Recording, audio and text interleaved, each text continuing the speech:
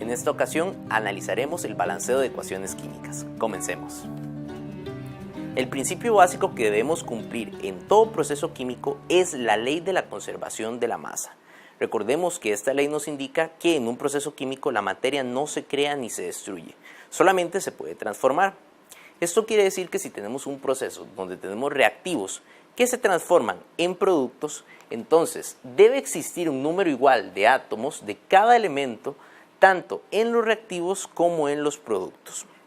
Para poder entender bien cómo cumplimos la ley de la conservación de la masa en una ecuación química, vamos a observar el siguiente ejemplo.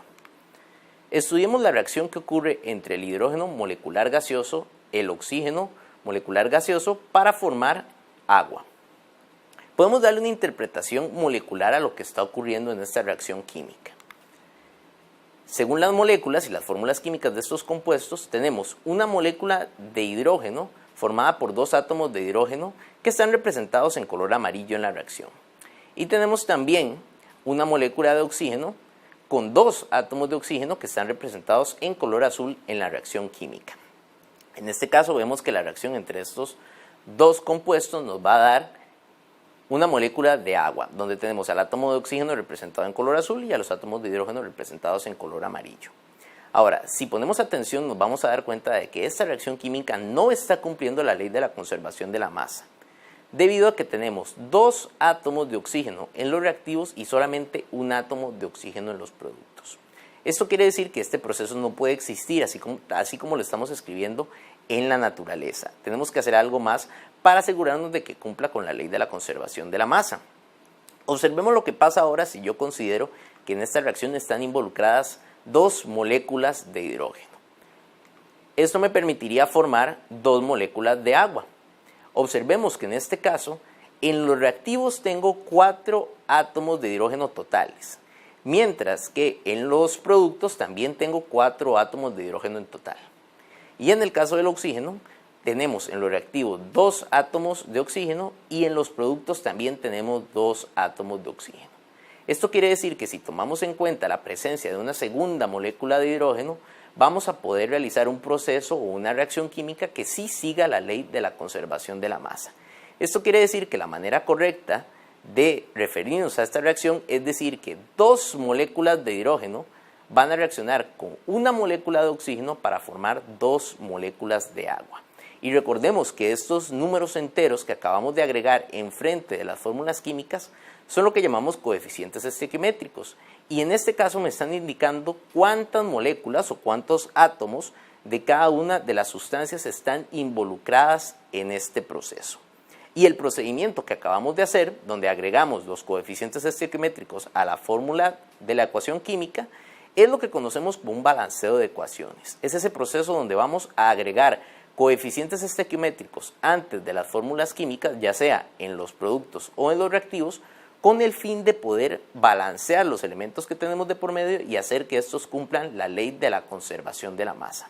Ahora, hay unos detalles importantes que debemos recordar cuando hablamos de procesos de balanceo de ecuaciones químicas. Primeramente, solamente se puede balancear una ecuación variando los coeficientes estequiométricos. Nunca se deben variar los subíndices. Esto quiere decir que para un balanceo nosotros podemos jugar con los diferentes coeficientes estequiométricos, pero no podemos variar los subíndices que tienen los elementos en las fórmulas químicas, debido a que estaríamos alterando su naturaleza química. Solamente podemos agregar coeficientes estequiométricos. El segundo punto es que las ecuaciones químicas se deben balancear utilizando siempre números enteros. Esto se debe a que estos números están representando la cantidad de átomos o moléculas involucradas en el proceso y no podemos hablar de que existen fracciones de átomos o de moléculas, solamente enteros de átomos y moléculas. Así que debemos balancear solamente con números que sean enteros. Y finalmente tenemos algunas recomendaciones sobre los pasos que podemos seguir para balancear las ecuaciones químicas. Primeramente es recomendable balancear primero los elementos presentes en menor cantidad. Esto quiere decir que por lo general vamos a agregar coeficientes estequiométricos en los lados de las ecuaciones químicas donde tengamos menos cantidad de átomos. Y en segundo lugar, también tenemos una recomendación sobre el orden que podemos seguir para balancear los diferentes elementos. Por lo general vamos a balancear primero los metales, en segundo lugar los no metales, En tercer lugar vamos a dejar al hidrógeno y en cuarto lugar vamos a dejar el oxígeno. Entonces vamos a practicar un poco el balanceo de ecuaciones con la siguiente ecuación química.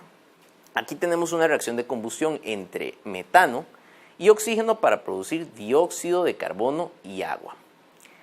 Podemos darle una interpretación molecular también a esta reacción química. Aquí tenemos una molécula de metano formada por un átomo de carbono en verde y 4 átomos de hidrógeno en amarillo. Y tenemos una molécula de oxígeno con 2 átomos de oxígeno representados en azul. En el lado de los productos tenemos al dióxido de carbono formado por un átomo de carbono y 2 átomos de oxígeno, y la molécula de agua formada por un átomo de oxígeno y 2 átomos de hidrógeno. Vamos a balancear esta ecuación química siguiendo el orden que acabamos de establecer. Deberíamos empezar balanceando primeramente los metales, sin embargo en este proceso no tenemos ningún metal. Así que vamos a pasar al siguiente paso, que es el balanceo de los no metales diferentes a hidrógeno y oxígeno. En este caso solamente tenemos uno, que es el carbono. Así que vamos a balancear carbono contando la cantidad de átomos que tenemos, tanto en los reactivos como en los productos. En los reactivos tenemos un átomo de carbono y en los productos también tenemos un átomo de carbono. Esto quiere decir que esta reacción está balanceada para carbono. Luego de esto vamos a seguir con el siguiente elemento de la lista, que sería el hidrógeno. En este caso tenemos 4 átomos de hidrógeno en los reactivos y solamente 2 átomos de hidrógeno en los productos. Esto quiere decir que entonces debemos balancear el hidrógeno. Recordemos que debemos agregar los coeficientes estequiométricos preferiblemente en el lado de la ecuación donde tenemos la menor cantidad de átomos de hidrógeno. En este caso entonces vamos a buscar agregar un coeficiente estequiométrico en el lado de los productos, específicamente delante de la molécula de agua. En este caso debemos buscar un coeficiente estequiométrico que al multiplicarlo por la cantidad de átomos que tenemos en la fórmula química me dé la misma cantidad de átomos de hidrógeno que tenemos en los reactivos. Si en los reactivos tenemos 4 átomos de hidrógeno y en los productos tenemos solamente 2, debemos buscar un coeficiente estequiométrico que multiplicado por 2 me dé 4. En este caso voy a colocar entonces un coeficiente estequiométrico de 2. Y recordemos que la idea de este coeficiente estequiométrico es que me va a multiplicar a la cantidad de átomos que tenemos en la fórmula química. Es decir, al agregar este coeficiente ahora tenemos 2 por 2 átomos de hidrógeno, que serían en total 4 átomos de hidrógeno, y también este coeficiente me va a estar multiplicando al otro elemento de la fórmula, que sería el oxígeno, y tendríamos entonces 2 átomos de oxígeno en total. Y recordemos que la interpretación física que le vamos a dar es que ahí ahora tenemos 2 moléculas de agua que se están formando. Si hacemos la revisión vamos a tener 4 átomos de hidrógeno en los reactivos y 4 átomos de hidrógeno en los productos. Esto quiere decir que hasta este punto ya estamos balanceados en términos de hidrógeno y en términos de carbono. Solamente nos queda balancear el oxígeno. Observemos que tenemos en los reactivos 2 átomos de oxígeno y en los productos tenemos 4 átomos de oxígeno. Observen que tenemos 2 átomos de oxígeno en el dióxido de carbono y otros 2 átomos de oxígeno en el agua. Nosotros para balancear vamos a considerar el total de átomos de oxígeno que tenemos en todos los productos, así que tenemos 4 en total. Debemos agregar un coeficiente estequiométrico para balancear en el lado de la ecuación donde tenemos menos átomos de oxígeno, que serían los reactivos. Así que ahora tenemos que buscar un coeficiente que multiplicado por la molécula de oxígeno me dé en total 4 átomos de oxígeno, que es lo que tengo en los productos. Así que el número correspondiente debería ser 2, ya que 2 multiplicado por los 2 átomos de oxígeno que ya tengo en la fórmula química me daría entonces en total 4 átomos de oxígeno. Y la interpretación sería que entonces necesitamos 2 moléculas de oxígeno para poder realizar ese proceso.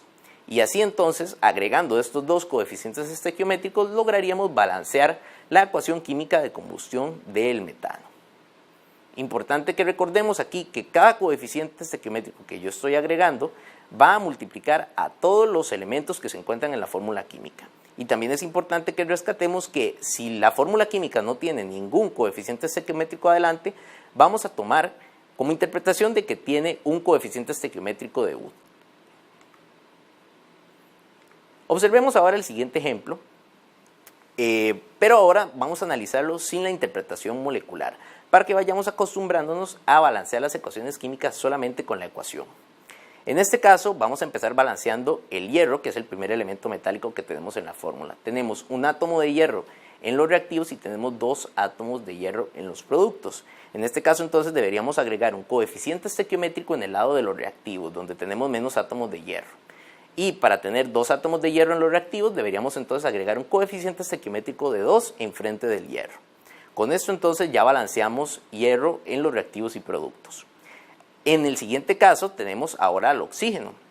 Observemos que ahora tenemos 2 átomos de oxígeno en los reactivos y tenemos 3 átomos de oxígeno en los productos.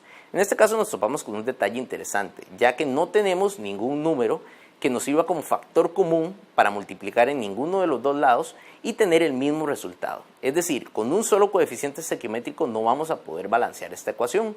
Cuando nos encontremos con un caso como este, lo que debemos hacer es una multiplicación cruzada. Vamos a multiplicar al oxígeno en los reactivos por el subíndice del oxígeno en los productos. Y vamos a multiplicar al oxígeno en los productos por el subíndice del oxígeno en los reactivos.